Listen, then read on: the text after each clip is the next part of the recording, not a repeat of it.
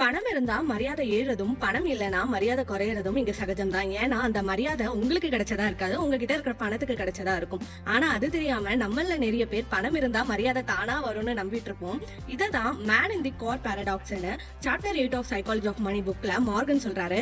அதை பத்தி தான் இன்னைக்கு நோ மணி நோ ஹனி சீரீஸ்ல நம்ம பார்க்க போறோம்.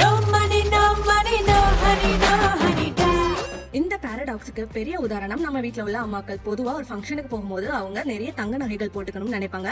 ஒருவேளை அவங்க கிட்ட தங்க நகையே இல்லைனாலும் தங்க மாதிரியே இருக்கிற கவரிங் நகையாவது போட்டுட்டு வந்துருவாங்க.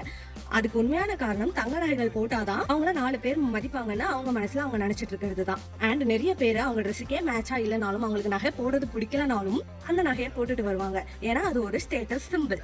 அண்ட் அந்த நகை போட்டிருக்கிறதுனால அவங்களுக்கான மரியாதை கிடைக்கல, அந்த நகைக்கான மரியாதை தான் அவங்க கிட்ட கிடைச்சதுன்றது எப்போ புரிஞ்சுப்பாங்க தெரியுமா?